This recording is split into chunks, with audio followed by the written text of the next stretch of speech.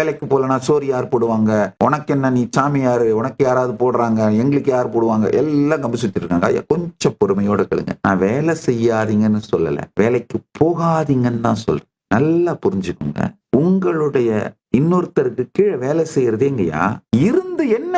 உங்க வாழ்க்கைய நீங்க டிசைன் பண்ணணுங்கய்யா. Be your own boss. உங்க வாழ்க்கைக்கு நீங்க பொறுப்படுங்க. இப்ப என்ன, நான் வேலைக்கு போயிட்டு இருக்கேன் சாமி, சொந்தமா என் தொழில் தொடங்கி நானே ஒரு தலைவனா மாறுறதுக்கு கஷ்டம் சாமி.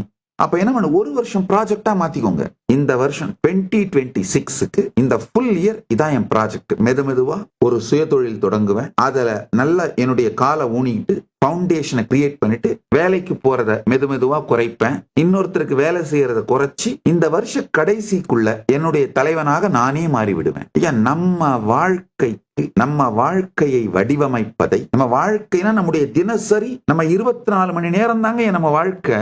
நம்ம வாழ்க்கைனா வெறும் உங்களுடைய பெரிய முடிவுகளான கல்யாணம், குழந்தை பெத்துக்கிறது, வீடு வாங்குறது, இந்த பெரிய முடிவுகள் மட்டும்தான் உங்க வாழ்க்கைன்னு நினைக்காதீங்க.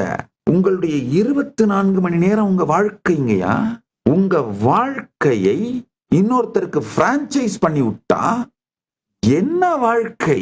சற்றே கொஞ்சம் பொறுமையோட கேளுங்க. உங்களுடைய 24 மணி நேரத்தை ஒரு மாச சம்பளத்துக்காக, சரி நீங்க 24 மணி நேரம் வேலைக்கு போறத 8 மணி நேரம் கூட வச்சுக்கோங்களேன். உங்களுடைய மேஜர் எனர்ஜெட்டிக்கான பிரைம் டைம், நீங்க அவேரா கான்சியஸா ஆக்டிவா இருக்கிற உங்க பிரைம் டைம் இன்னொருத்தட்ட கொடுத்து விட்டீங்கன்னா, அவங்க டிசைன் பண்றாங்கன்னா, உங்க லைஃப்ல எப்படி உங்களுக்கு ஃபுல்ஃபில்மெண்ட் வரும்? நீ எத்தனை கோடி வைத்திருந்தாலும் இன்னொருத்தனுக்கு கீழே வேலை செய்யறன்னா நீ ஃபெயிலியர் தான்.